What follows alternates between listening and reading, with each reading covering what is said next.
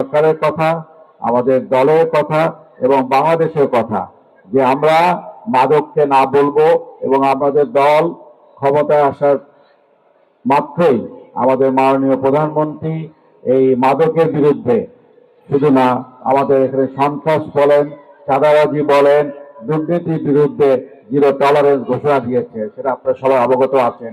এবং শুধু ঘোষণা দিয়ে আমাদের সরকার বসে নেই, আমরা ইতিমধ্যে এই ব্যাপারে যারা জড়িত আছেন তাদের বিরুদ্ধে আইনানুগ ব্যবস্থা নেওয়া হয়েছে। যেই ব্যক্তি যে দলেরই হোক না কেন আপনারা তাকে কোনো ছাড় দিবেন না, এ ব্যাপারে আমাদের দলেরও সিদ্ধান্ত আছে। আমাদের দলের যদি কেউ হয়ে থাকে কোনো ছাড় নাই।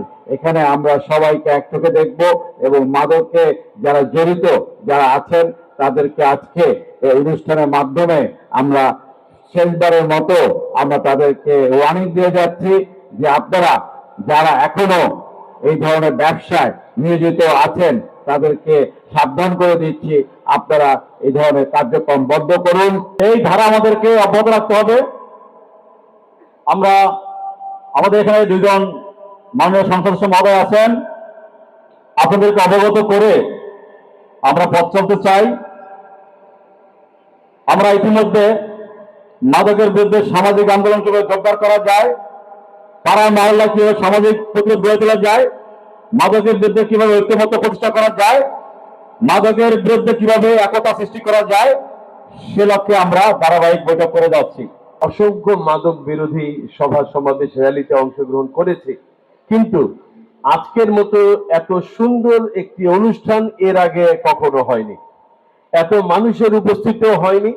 পিরোজপুরের জনগণ আজকে যেভাবে উজ্জীবিত হয়েছে, আমি মনে করি পিরোজপুর থেকে মাদক নির্মূলের জিহাদ আজকেই সূচনা হয়ে গেল। সম্মানিত ভাইরা, সবার আগে যেটা প্রয়োজন সেটা হল আমাদের জনসচেতনতা। শুধুমাত্র আইন করে মাদক বন্ধ করা যাবে না, গ্রেফতার করে মাদক বন্ধ করা যাবে না। যদি আমরা পরিবারে পরিবারে, আমরা সমাজের প্রত্যেকটি সেক্টরের আমরা যারা আছি, আমরা যদি নিজেদেরকে সচেতন না করি, আমরা যদি আমাদের নিজেদের পরিবারকে সচেতন না করি, মাদক আইন দিয়ে বন্ধ করা যাবে না। মাদকের চাহিদা যতক্ষণ থাকবে, সাপ্লাই ততক্ষণ থাকবে। আপনি সাপ্লাই চেইন ভাঙতে পারবেন কিন্তু ধ্বংস করতে পারবেন না যদি ডিমান্ড বন্ধ করতে না পারেন। আর এই ডিমান্ড বন্ধ করার একমাত্র উপায় হচ্ছে সামাজিক আন্দোলন। ঘরে ঘরে, পরিবারে, সমাজে, প্রতিটি স্তরে, প্রতিটি জায়গায় এ সম্পর্কে কথা বলুন, সচেতন করে তুলুন। এর ভয়াবহতা সম্পর্কে মানুষকে জানান, এর সার্বিক সামাজিক ক্ষয়ক্ষতি সম্পর্কে নতুন প্রজন্মকে জানান, নতুন ছাত্রছাত্রীদের যারা আগ্রহে বসে মাদক সেবন করে। একবার আগ্রহের বসে যান, দ্বিতীয়বার আগ্রহের বসে যান, তৃতীয়বার নেশায় আসক্ত হয়ে যান। আপনার নেতা বাংলাদেশকে উন্নত বাংলাদেশ বানাতে চায়।